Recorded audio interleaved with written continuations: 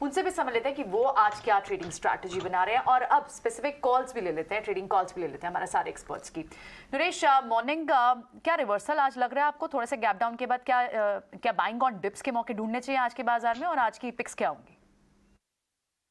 Buying on dip से ही view है, और 17,400 एक सपोर्ट जोन है जो ऐड करना चाहिए। 17,400 एक स्टॉप लॉस भी होगा, तो जितना 17,500 600 के लोअर बैंड पे जितना मिले वहां पे निफ्टी बाई है। स्टॉक स्पेसिफिक रिकमेंडेशंस जो रहेगी, सबसे पहले बाई रहेगा HDFC बैंक पर, जहां पे एक कैचअप बाकी है पूरे बैंकिंग स्पेस के साथ।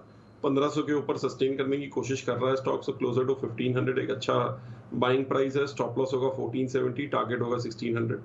दूसरा बाय रहेगा सन फार्मा, जिसने एक 900 का ब्रेकआउट देकर 920 की तरफ मूव बनाया था, और फिर से रीटेस्ट होना चाहिए कि जहां पे एक रीटेस्ट बाय बनता है। Stop loss 880, target 950।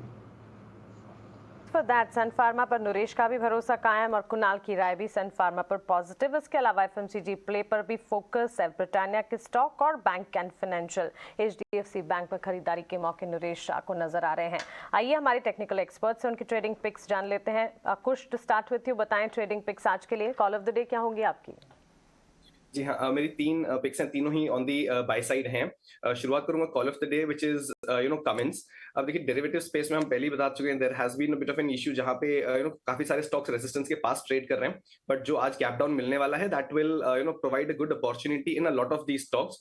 एंड यहाँ पे आपको उन्हीं स्टॉक्स के साथ रहना चाहिए which have been doing well structurally and technically both.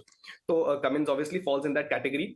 यहाँ पे अगर हम फ्रेश एंट्री लेना चाहें तो 1290 का आपके लिए टारगेट बन के आएगा। जो स्टॉप लॉस है ये 1235 का। जो मेरा दूसरा पिक है, that is from the cash segment, वो है वेलस्पिन कॉर्प।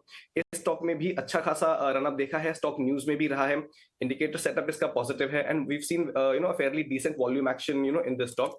यहाँ पे जो इमीडिएट टारगेट निकल के आ रहा है वो है 300 और 275 का स्टॉप लॉस।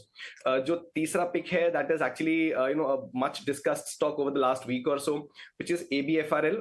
लेकिन इसमें एक बहुत इंटरेस्टिंग चीज देखने मिली है, 340 के पास इसका बहुत ही स्ट्रॉन्ग कॉल बेस था, जो पिछले 1 से 2 दिनों में शिफ्ट होके 350 के पास आ गया है। तो ट्रेडिंग के लिहाज से यहाँ पे अच्छा खासा रूम बन गया है। Positionally there are much higher targets, but अगर आप ट्रेडिंग के हिसाब से लेना चाहें तो 350 के टारगेट्स के लिए ले सकते हैं। 336 का यहाँ पे आपके लिए स्टॉप लॉस रहेगा। ठीक है, तो ये आपके कुछ पिक्स रहेंगे। तो ये तो फॉर श्योर है, मिड कैप स्पेस से भी आपको पिक्स तो आ रही हैं, लेकिन क्लियरली लार्ज कैप स्पेस से भी आपको स्टॉक्स तो आ रहे हैं। HDFC बैंक नरेश दे रहे हैं, यानी बैंकिंग शेयरों में उन्हें मोमेंटम दिखता है, हैवी वेट है वो।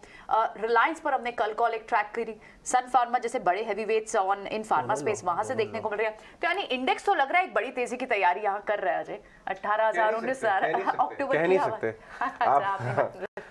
नहीं, पुल बैक्स पे खरीदें ट्रेड के लिए, वो कहना है। अक्टूबर में भी अभी कुछ दिन में। नहीं, क्या मतलब अक्टूबर में खरीदें? नहीं, मैं ये बोल रही हूँ कि इंडेक्स अब नए हाईस की तैयारी तो कर रहा है, क्योंकि अब एक्सपर्ट्स बोल रहे हैं कि अक्टूबर तक में भी आप 19,000 भी देख लेंगे।